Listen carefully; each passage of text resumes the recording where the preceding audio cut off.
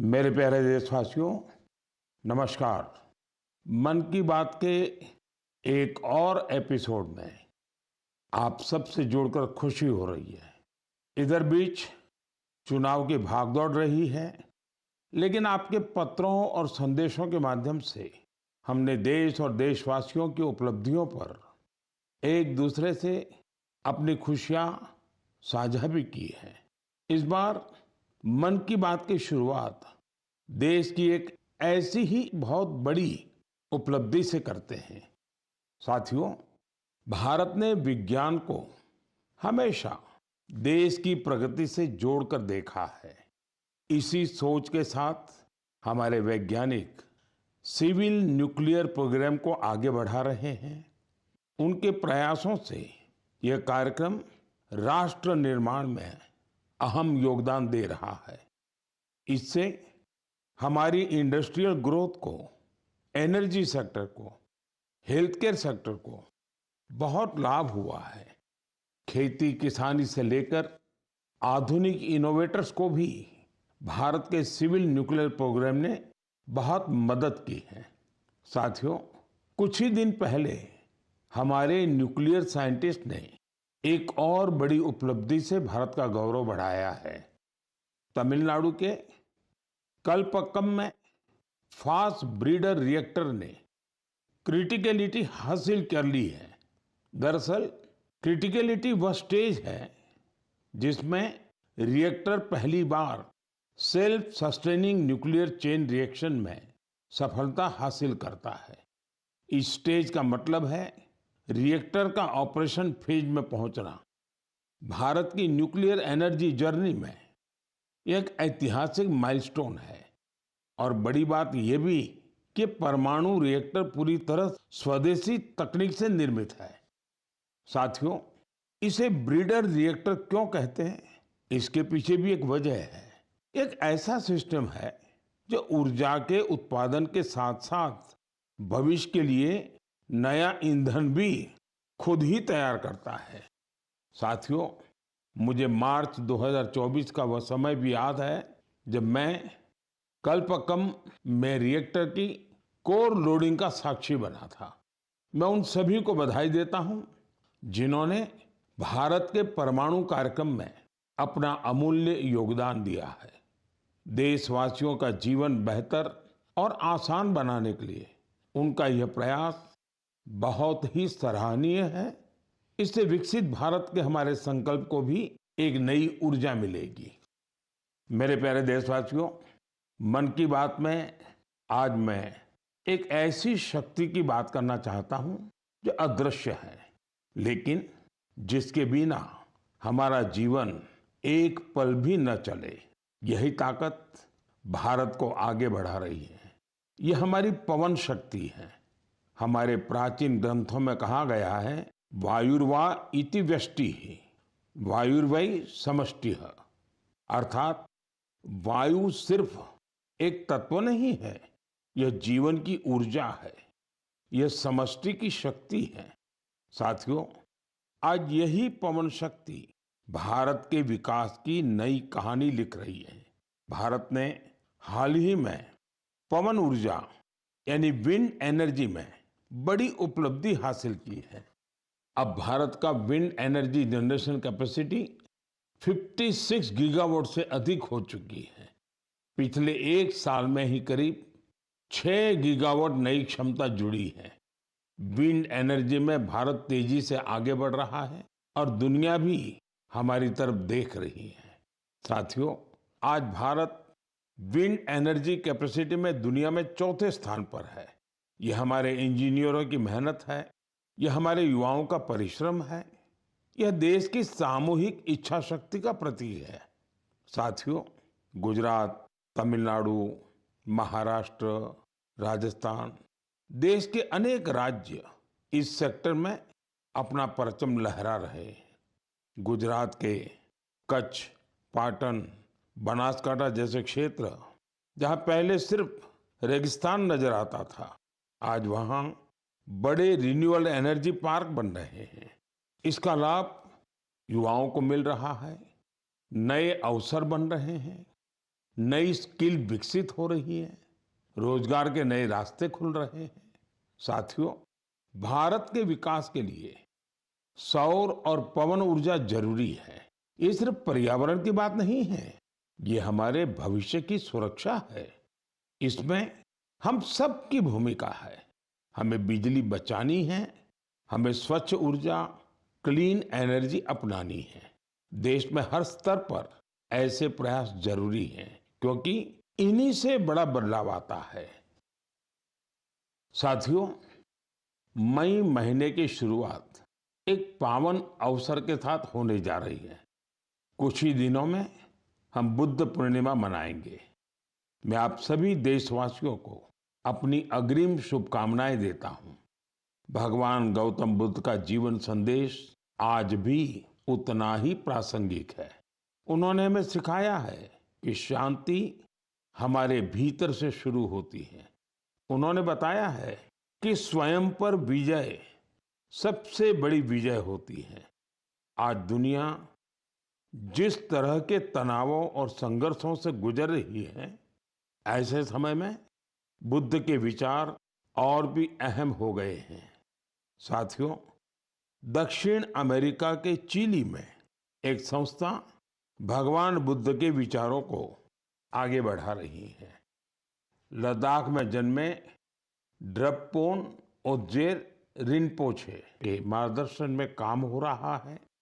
यह संस्था ध्यान और करुणा को लोगों के जीवन से जोड़ रही है। कोची गुआज घाटी में बना स्तूप लोगों को शांति का अनुभव कराता है। वाकई यह देखकर गर्व होता है। भारत की प्राचीन धारा दुनिया तक पहुंच रही है। दूर दराज के लोग भी इससे जुड़ रहे हैं। साथियों, बौद्ध परंपरा हमें प्रकृति से जुड़ना भी सिखाती है। भगवान बुद्ध को ज्ञान एक वृक्ष के नीचे मिला था। प्रकृति हमारे जीवन का अभिन्न हिस्सा है। देश में भी ऐसे प्रयास हो रहे हैं। कर्नाटका में कर्मा मोनेस्ट्री इसका अच्छा उदाहरण है। यह मठ एक जीवंत वन क्षेत्र है जो 100 एकड़ में फैला है। इस वन में 700 से अधिक देसी वृक्षों को संरक्षित किया गया है। साथियों, बुद्ध का संदेश सिर्फ अतीत नहीं है, यह आज भी प्रासंगिक है और भविष्य के लिए भी जरूरी है। बुद्ध पूर्णिमा का यह अवसर प्रेरणा देता है। हम अपने जीवन में शांति बढ़ाएं, करुणा अपनाएं और संतुलन के साथ आगे बढ़े। मेरे प्यारे देशवासियों, आप सभी जानते हैं हमारे देश में अब 23 जनवरी यानी नेताजी सुभाष की जयंती से लेकर 30 जनवरी यानी गांधी जी की पुण्यतिथि तक गणतंत्र का महोत्सव मनाया जाता है। इसी महोत्सव का अहम हिस्सा होता है बीटिंग रिट्रीट।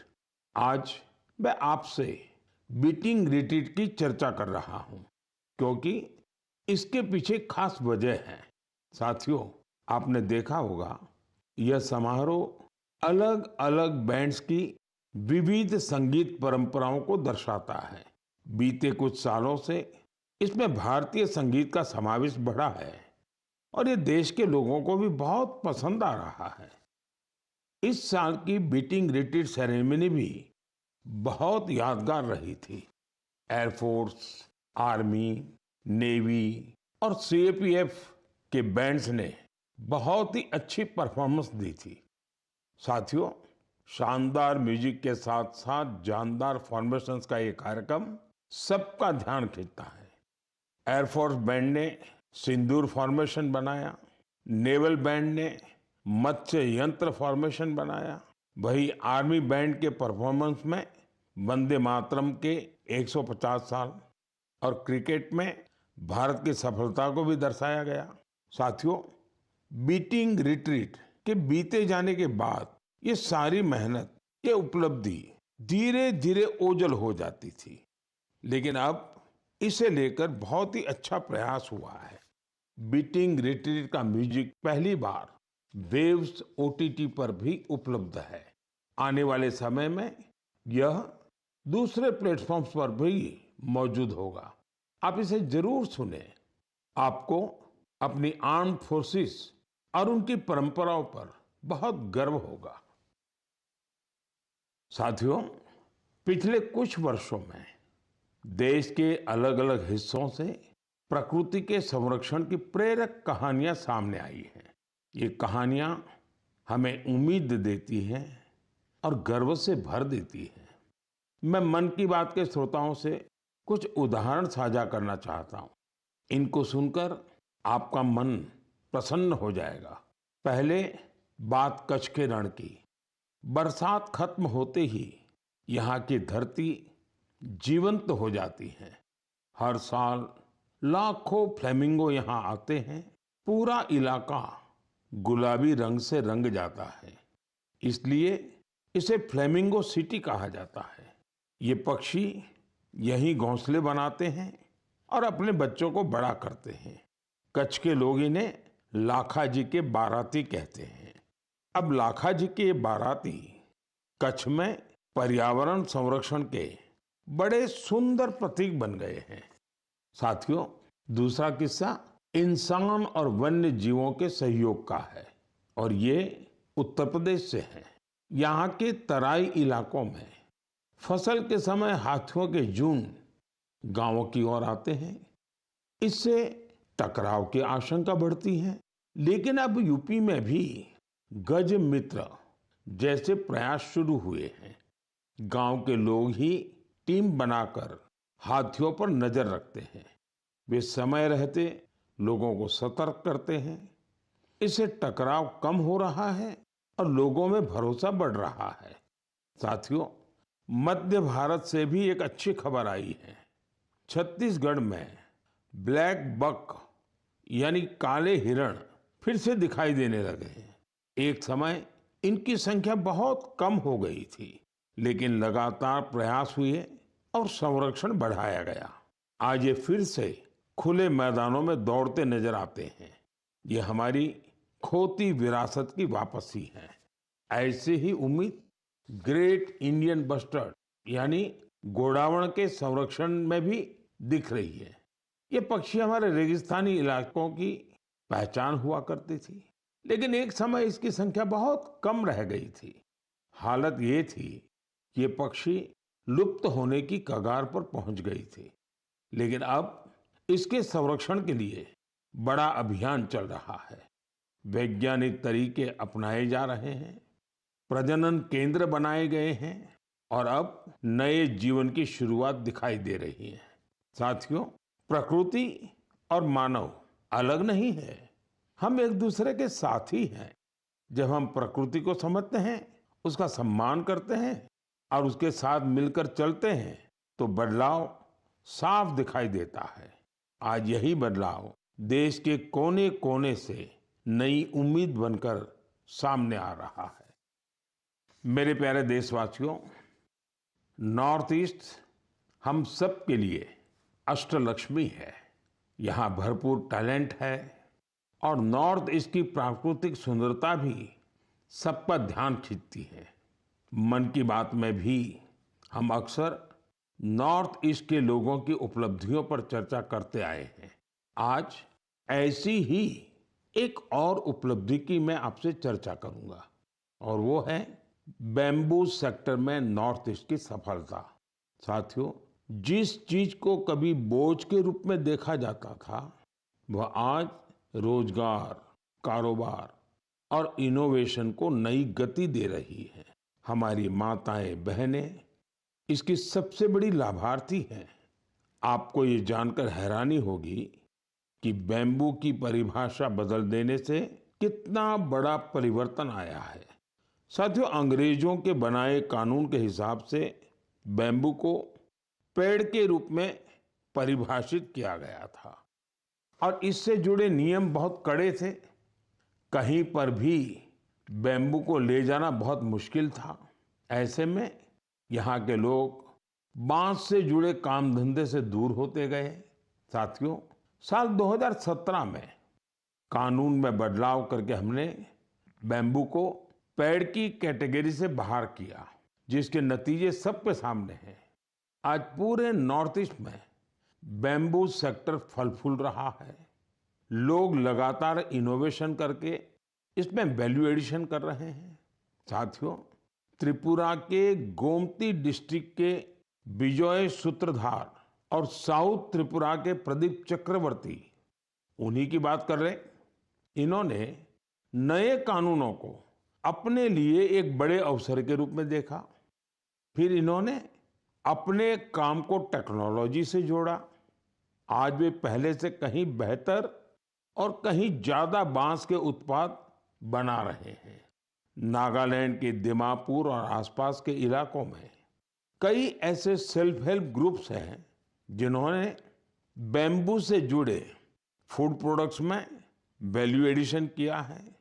वहाँ खोरोलो क्रिएटिव क्राफ्ट जैसी टीमें भी हैं जो बांस के फर्नीचर और हैंडीक्राफ्ट पर काम कर रही है। साथियों, मिजोरम के मामित जिले में ऐसी टीमें हैं जो बांस के टिश्यू कल्चर और पॉली हाउस मैनेजमेंट पर काम कर रही है। मुझे सिक्किम में गंगटोक के करीब लागस्थल बाम्बू एंटरप्राइज टीम के बारे में भी पता चला है। ये बैम्बू से हैंडीक्राफ्ट्स, अगरबत्ती स्टिक्स, फर्नीचर और इंटीरियर डेकोर आइटम्स बनाती है। साथियों, मैंने यहाँ पर कुछ ही उदाहरण दिए हैं। देश में बैम्बू सेक्टर की सफलता की यह लिस्ट काफी लंबी है। मैं आप सभी से आग्रह करूंगा कि नॉर्थ ईस्ट का कोई न कोई बांस का उत्पाद जरूर खरीदें। आप इसे गिफ्ट के रूप में भी दे सकते हैं। आपके इस प्रयास से उन लोगों का हौसला बढ़ेगा जो बैम्बू प्रोडक्ट को बनाने में अपना पसीना बहाते हैं। मेरे प्यारे देशवासियों, तेजी से बदलते हुए इस समय में टेक्नोलॉजी हमारी जिंदगी का बहुत बड़ा हिस्सा बन गई है। आज हम अपने अतीत को वर्तमान से जोड़ने में भी टेक्नोलॉजी का कमाल देख रहे हैं। इस दिशा में हाल ही में एक ऐसा डेवलपमेंट हुआ है जिससे शिक्षा से जुड़े लोग और इतिहास में रुचि रखने वाले बहुत खुश हुए हैं। साथियों, कुछ दिन पहले ही नेशनल आर्काइव्स ऑफ इंडिया ने एक विशेष पोर्टल पर एक अनोखा डेटाबेस शेयर किया है। इस संस्था ने 20 करोड़ से भी ज्यादा अमूल्य दस्तावेजों को डिजिटाइज कर सार्वजनिक किया है। इनमें से कुछ तो बहुत ही दिलचस्प हैं। 7वीं शताब्दी की गिलगित पांडुलिपियां भोजपत्र पर लिखी हुई हैं। यहाँ आपको 8वीं शताब्दी का एक रोचक ग्रंथ श्री भुवालय भी देखने को मिलेगा। अंकों पर आधारित यह ग्रंथ एक ग्रिड के रूप में है। रानी लक्ष्मीबाई से जुड़े कुछ अहम पत्र भी आप यहाँ देख सकते हैं। इनसे 1857 में उनके द्वारा लिए गए कुछ निर्णयों का पता चलता है जो उनके पराक्रम को दर्शाते हैं। जो लोग नेताजी सुभाष के बड़े प्रशंसक हैं, उनके लिए यहाँ नेताजी के जीवन, आजाद हिंद फौज और उनकी स्पीच से जुड़े कई डॉक्यूमेंट्स हैं। आपको पंडित मदन मोहन मालवीय जी, उनसे जुड़े कई डॉक्यूमेंट्स भी मिलेंगे। इनमें बीएचयू की स्थापना और हिंदी साहित्य सम्मेलन से जुड़ी अहम जानकारियां हैं। यहाँ हमारे संविधान सभा से जुड़े कई अनोखे दस्तावेज भी उपलब्ध हैं। मैं आप सभी से आग्रह करता हूं कि आप www.abhilekpatal.in को जरूर विजिट करें। यह आपको अपने इतिहास का अद्भुत अनुभव देगा। साथियों, जरा कल्पना कीजिए, आप दुनिया भर के सबसे प्रतिभाशाली लोगों के बीच हैं। आपके पास गणित के बहुत ही कठिन सवाल हैं। इन्हें सुलझाने के लिए समय है केवल 4.5 घंटे, यानी वक्त बहुत कम है और कंपटीशन इंटरनेशनल है, बहुत तगड़ा है। ऐसी स्थिति में नर्वस होना बहुत स्वाभाविक है, लेकिन इन्हीं परिस्थितियों में हमारी बेटियों ने कमाल कर दिया। इस महीने की शुरुआत में फ्रांस के बोर्दो में यूरोपियन गर्ल्स मैथमेटिकल ओलंपियाड का आयोजन हुआ था। मैथ्स में गहरी रुचि रखने वाली स्कूली छात्राओं के लिए यह एक बड़ी प्रतियोगिता थी। यह दुनिया के सबसे सम्मानित प्रतियोगिताओं में से एक है। इस ओलंपियाड में हमारी बेटियों ने अब तक का सबसे बेहतरीन प्रदर्शन किया। मुझे इस प्रतिभाशाली टीम पर बहुत गर्व है।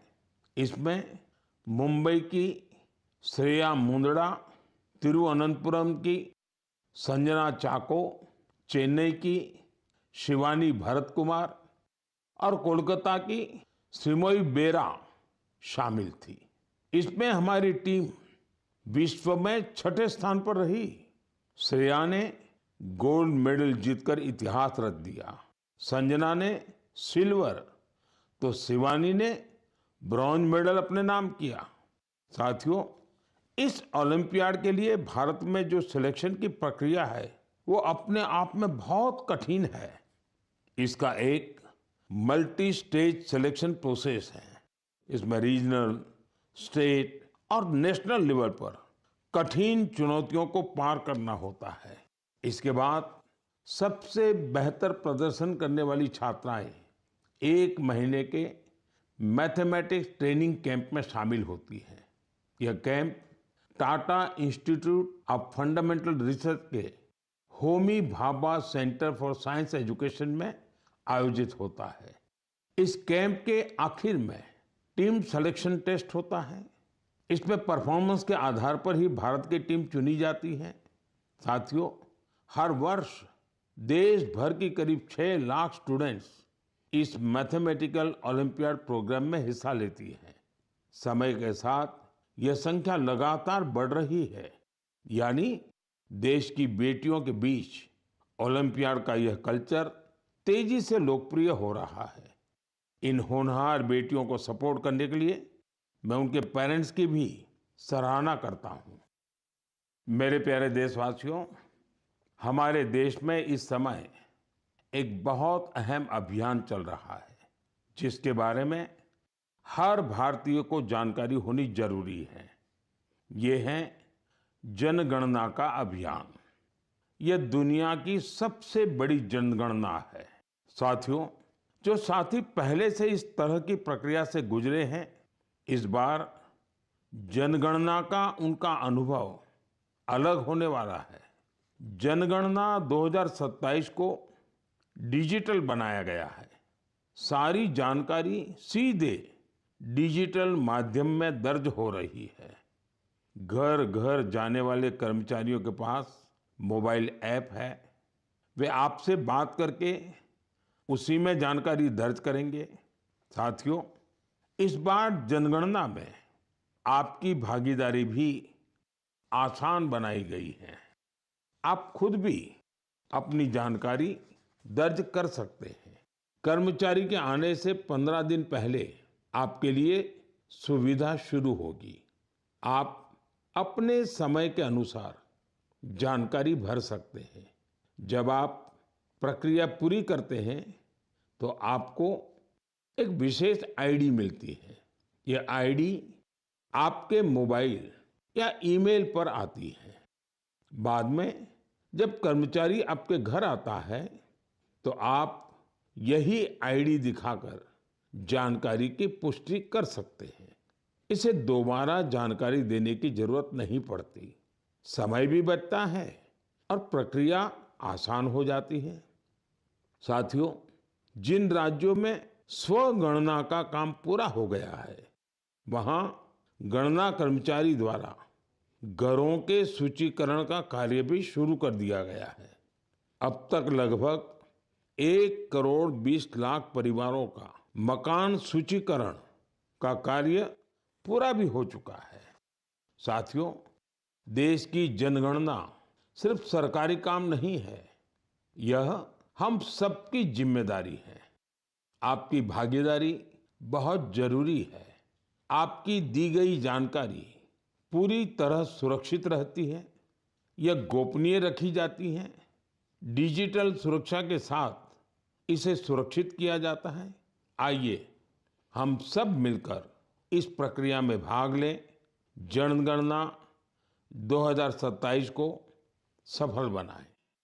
साथियों, हमारे देश में खाने पीने की परंपरा सिर्फ स्वाद तक सीमित नहीं रही है।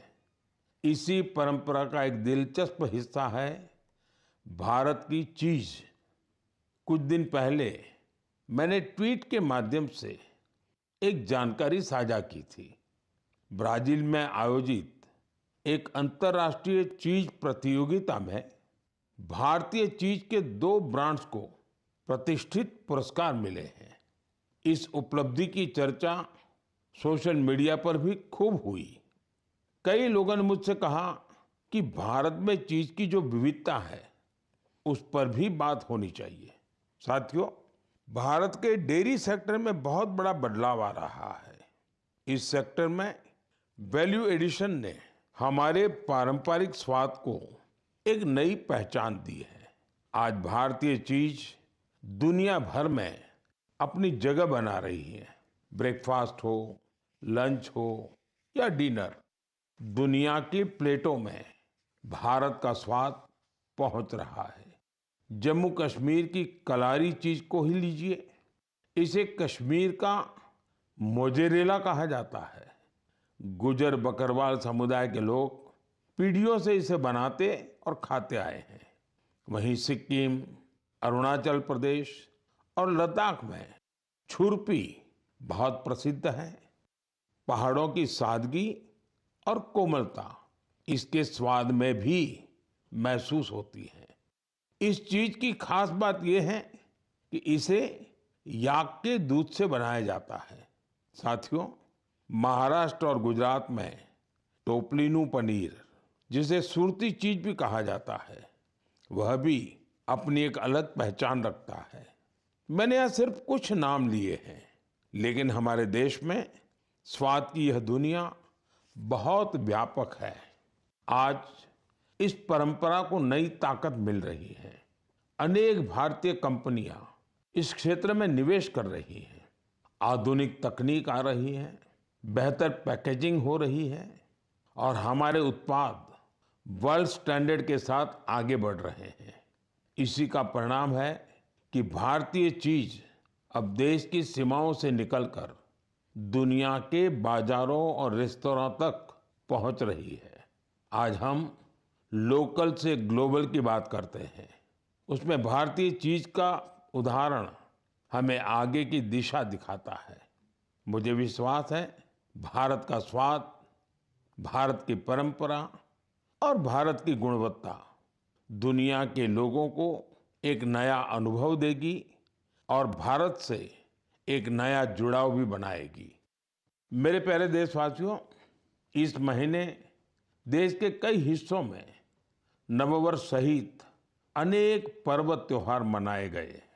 कुछ ही दिन बाद 9 मई को पोचिशे बैसाख के अवसर पर हम गुरुदेव टैगोर की जन्म जयंती मनाएंगे। गुरुदेव बहुआयामी व्यक्तित्व के धनी थे। वे एक महान लेखक और विचारक तो थे ही, उन्होंने कई प्रसिद्ध संस्थानों को भी आकार दिया। गुरुदेव टैगोर लोगों के लिए ऐसे उद्योगों के पक्षधर थे जिनमें स्थायी रोजगार मिलने के साथ ही गांवों का भी कल्याण हो। उनके रविंद्र संगीत का प्रभाव आज भी दुनिया भर में बना हुआ है। मेरे लिए शांति निकेतन की यात्राएं अविस्मरणीय रही। यह वही इंस्टीट्यूशन है जिसे उन्होंने पूरे समर्पण भाव से सींचा और संवारा था। उन्हें एक बार फिर मेरी विनम्र श्रद्धांजलि। साथियों, मई का महीना 1857 के प्रथम स्वतंत्रता संग्राम की याद भी दिलाता है। मैं माँ भारती की सभी वीर संतानों को नमन करता हूँ जिन्होंने लोगों में देशभक्ति की भावना जागृत की थी। यह समय स्कूली बच्चों की छुट्टियों का भी होता है। मेरा आग्रह है कि वे अपनी छुट्टियों का भरपूर आनंद लें और कुछ नया सीखने का प्रयास करें। गर्मियों के इस मौसम में आप सभी अपने स्वास्थ्य का भी पूरा ध्यान रखें। अगले महीने आपसे फिर मुलाकात होगी कुछ नए विषयों के साथ, देशवासियों की कुछ नई उपलब्धियों के साथ। बहुत बहुत धन्यवाद। नमस्कार।